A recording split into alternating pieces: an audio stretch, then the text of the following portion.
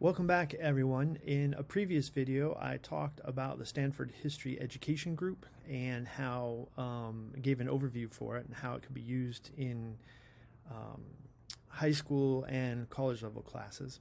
In another video, I also talked about how to incorporate content about the Middle Passage, particularly how to weave art and science, sort of an art and STEM sort of focus on a history assignment that you could use in class. Today I wanted to kind of again merge the Stanford History Education Group and Slave Voyages website together in a different way to perhaps give you an alternative way of teaching the Middle Passage in class. And I think this could be applied in any kind of history class at the high school level, certainly in AP history, and in the college level at a survey, and even at an advanced college class, an upper division college class. I think this lesson could be used in many different ways at many different levels. So let me walk you through what I do with my class, and hopefully it will give you ideas about what you can do for your own class, and maybe you can come up with your own lesson or your own ideas too. But these are really valuable things, and in this world, there's really valuable lessons in this world where we don't have a lot of time to reinvent the wheel all the time. The Stanford History Education Group and the Slave Voyages website can be very, very useful. So let me start with the Stanford History Education Group. Of course, you need to register an account and log in to use the SHEG, Stanford History Education Group. We're going to go to Reading Like a Historian today. And although maybe most of us coming at the Middle Passage would approach this from a U.S. history perspective, the Stanford History Education Group, or SHEG, has put this lesson plan under World History. So you'll need to click on World History, and you can either do 1700s or 1800s. It's under both. But the one we're going to look at today is the Middle Passage. This Middle Passage is a lesson plan that allows you to discuss a really difficult topic. I remember when I was in high school, it might have been my last year in high school, it might have even been early in college, where I first learned about the Middle Passage. It just blew my mind. I did not believe that things like this were even possible in the world. Maybe that says something about my naivety, but I think it also says something about the reluctance to talk about this issue in public education. And it is fascinating and important, I think, to think about. So if you go into the lesson, you can see here that there's a lesson plan. Again, this walks you through everything that you can talk about. You don't have to really create anything new here. If you want to adapt it, you can. But here they've developed a lesson plan with handouts that you can have the students use. You can go through this on your own time if you like. They also cite their documents and where they get their information from. So there's a PowerPoint associated with this, and then there's the full original documents. But then you can click on downloading the student materials, which I've already done. And this gives you a brief overview of the documents in this lesson plan. What I really like about this lesson plan is they first start with an excerpt from a Portuguese textbook. And this textbook was published in 1994. It's for 10th graders in Portuguese public high schools. And it just gives you sort of what's from this exact textbook. So they give you the source here. If you read this carefully, you basically see that the Portuguese textbook is really whitewashing the Middle Passage. It's suggesting that it wasn't necessarily all that bad, that it's somewhat of an issue of hygiene. You can have your students interrogate this document and see if they think it's accurate or not. And most of the time they're going to say, I don't know, that seems a little as if they're trying to let themselves off the hook. Of course, Portuguese traders were very much part of the Middle Passage in the slave trade, taking slaves particularly to Brazil. If there's also a glossary or a vocabulary here to help students with words that they might not know about. The next document to analyze, so after you've looked at that more contemporary document, we can look at primary sources.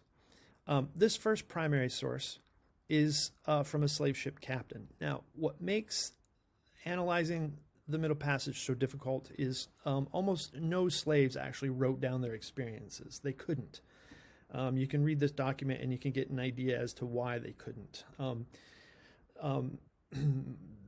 Hardly any narratives from a slave's perspective exist today. They're very few and far between.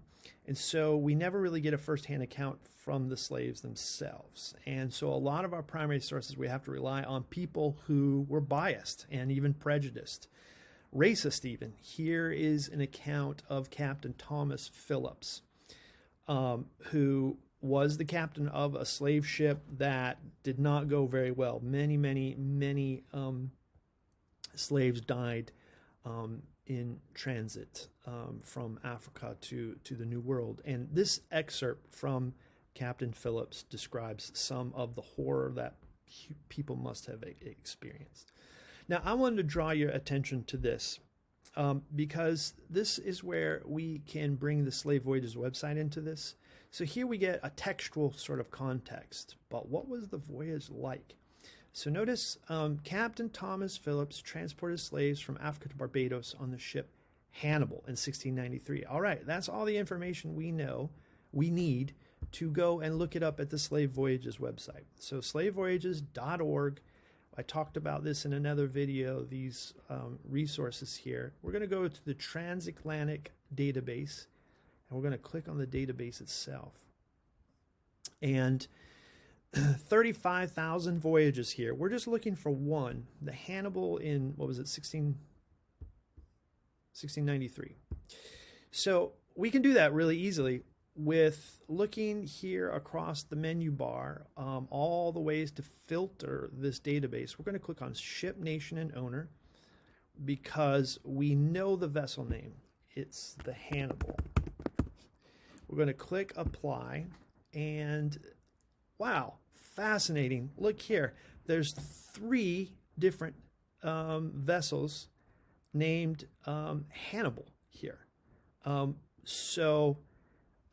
Which one is the one dealing with Captain Phillips' description here? Well, the year is 1693.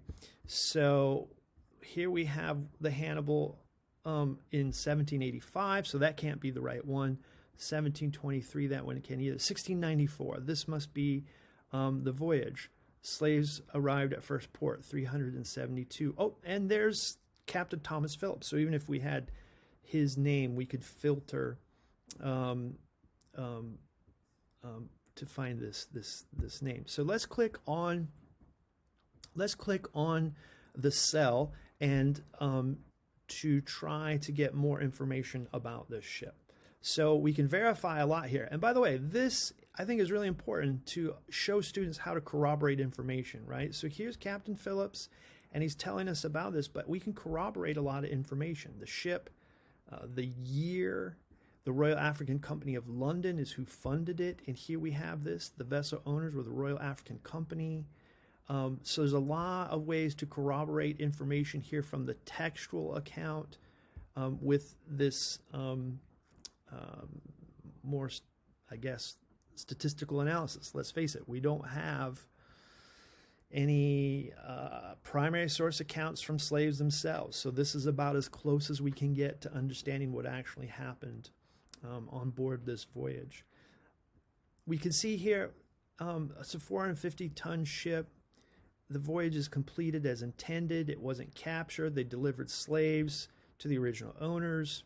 It went from London to Whydah and the Gold Coast to Sao Tome and Barbados.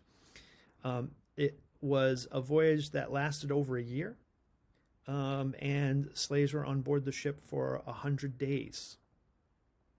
So let's understand that this description here is describing 100 days on board.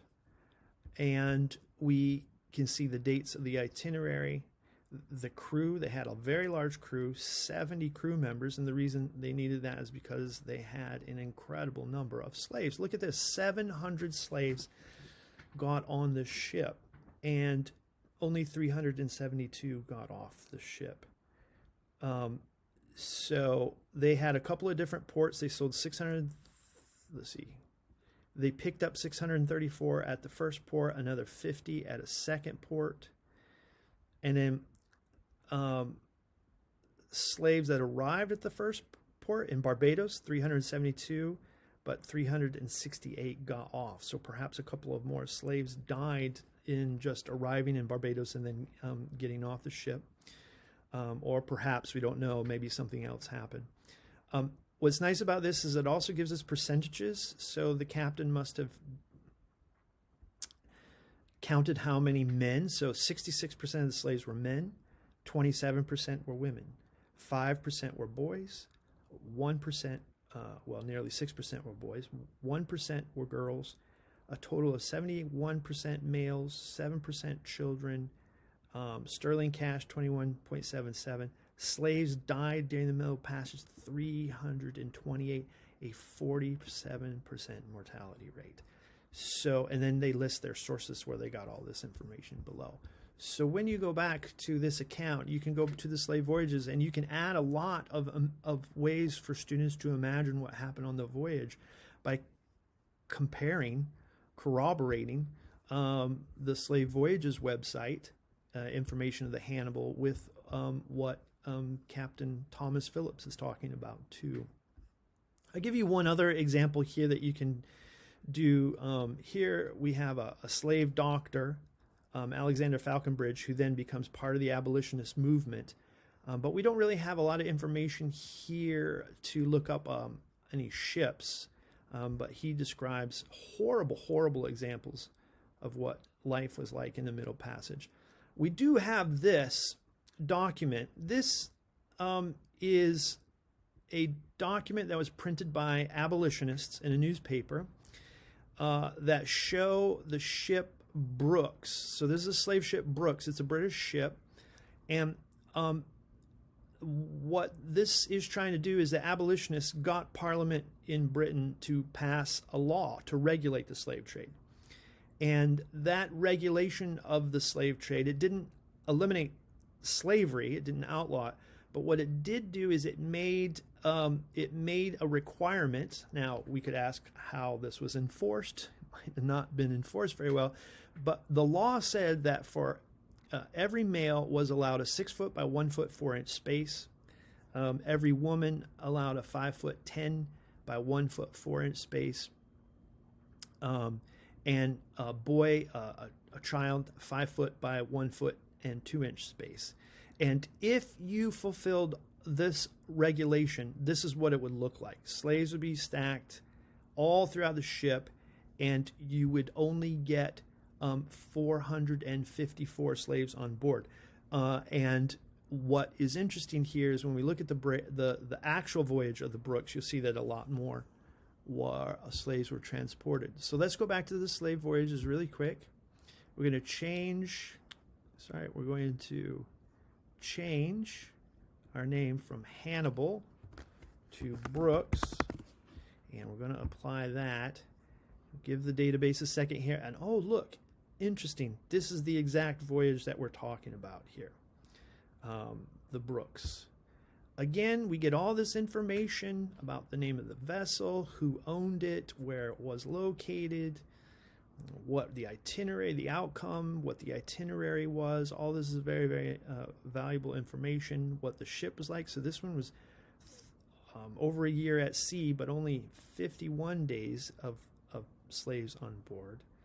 There were 45 crew on board the ship, but 6 of them died. And then look here, 609 slaves. 609 slaves got on the ship. So let's go back to this again. Here we can see at the bottom sentence, this It says, before Britain began regulating the slave trade, the ship reportedly carried as many as 609 slaves. We can see that number, 609, here in the Slave Voyages website. 590 got off, a mortality rate of 3%. Apparently 19 died. And then we have the percentage of male, female, boys, girls, children, and the price sterling here. Here is what the regulation did. So by regulating this, what Parliament said is you had to, in essence, by law, take 609 slaves that you could have crammed into this voyage. That is now illegal. You must fulfill these obligations. And so we do get a lot of slaves here. And it does look cramped and terribly cramped here, but this represents only 454 slaves on the ship following these guidelines. So that gives you an idea about how many slaves were actually being put onto these ships, and it shows you how Parliament and abolitionists had a strategy of trying to destroy, to kill the slave trade through regulation. If you have to carry, 150 fewer slaves on board, it makes the voyage less profitable. And in essence, by killing profits, the attempt here is to kill the slave trade. Okay, hopefully I showed you a couple of ways to think about using the Stanford Education History Group, the Stanford History Education Group and the slavevoyages.org website to show your students and to help your students find out for themselves some of the ways that the Middle Passage worked and how it operated and how people were trying to kill it off through regulation. I hope this is helpful and valuable. I use it all the time in my classes. And again, I think you can use this in a level of classes going all the way from high school up to college. All right, take care, and I'll see you next time.